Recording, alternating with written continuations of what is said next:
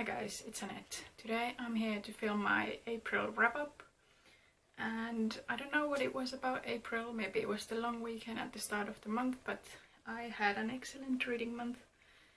I read a total of 5 graphic novels and 5 novels, which usually never happens.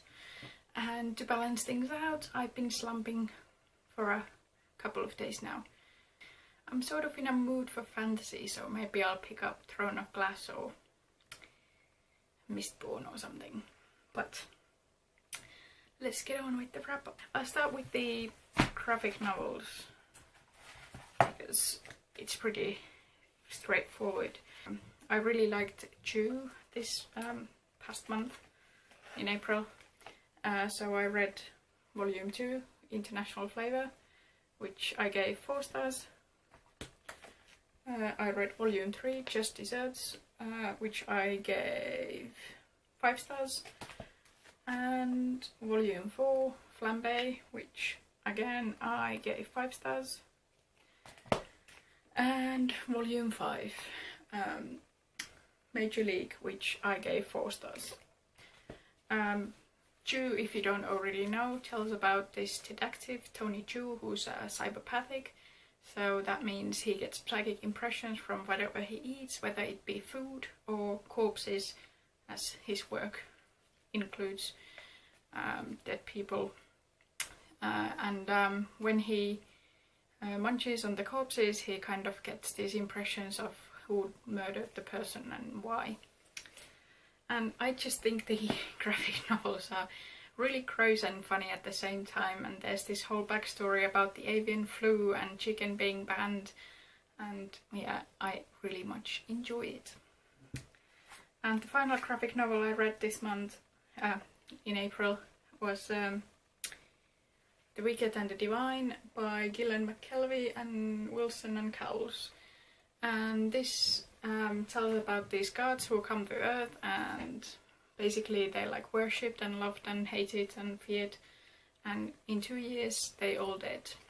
And I thought the artwork in this is absolutely fantastic, but the story at times was a bit confusing, maybe, but I will definitely be picking up the second volume. I think it comes out like in June or July this year. So yeah, those are the graphic novels I read. Now on to the books. The first book I read in April was All the Bright Places by Jennifer Niven. I was a bit divided on this. I gave this 3.5 stars. I enjoyed it okay, but I thought it was too similar to some of the John Green books I've read, like Looking for Alaska or The Fault in Our Stars.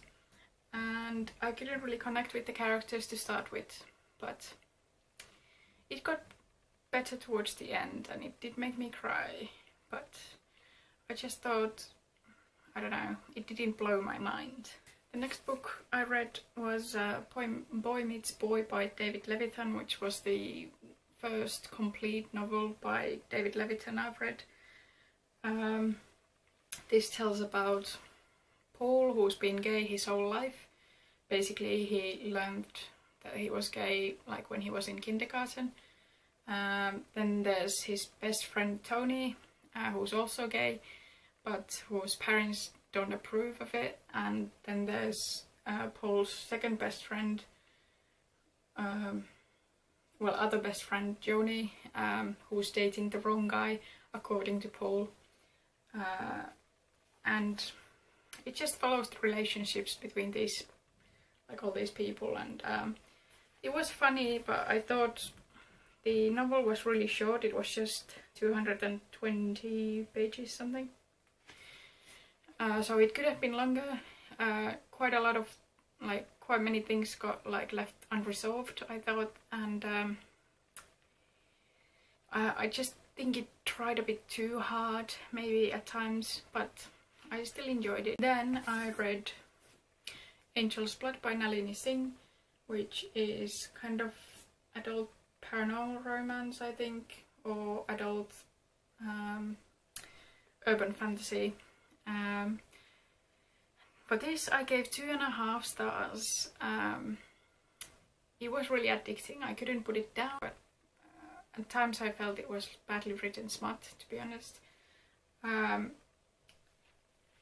Like, I think it was on page 50 that it got really graphic already. And I just didn't really like the main love interest. Like, he was kind of aggressive and abusive, which was explained away by his lack of humanity. But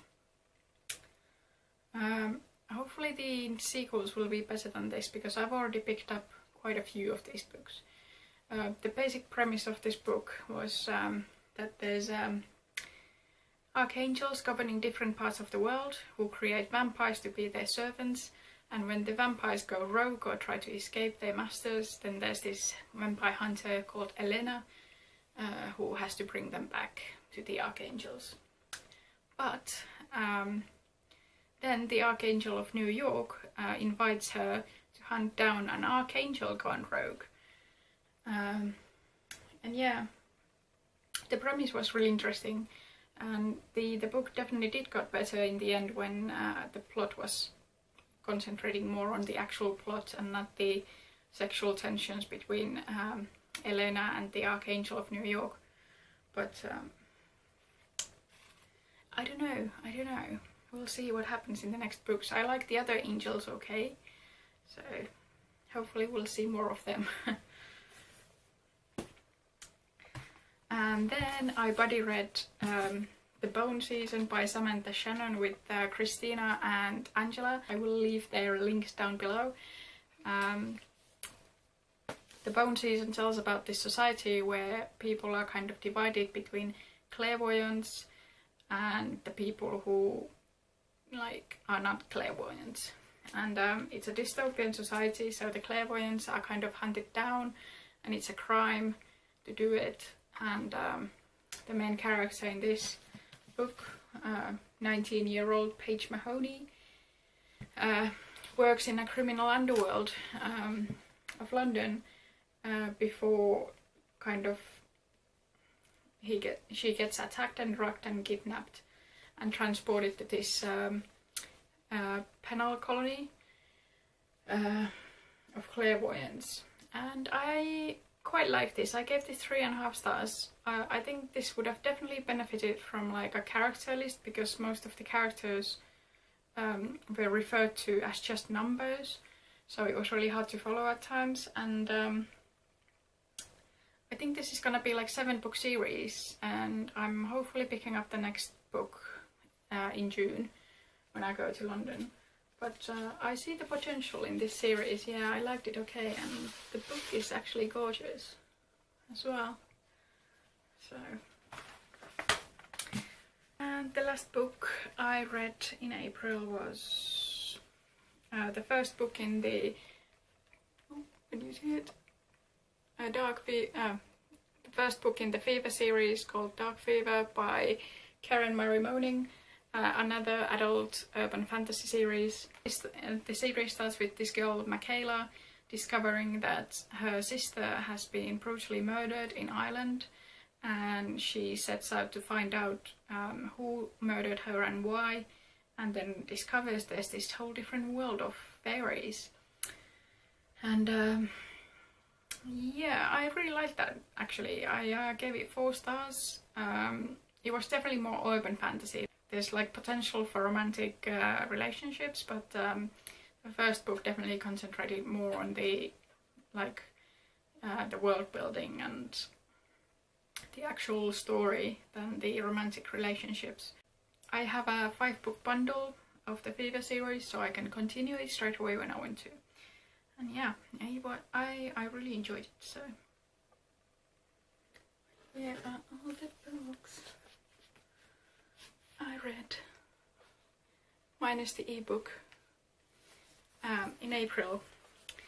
So overall, really good reading month.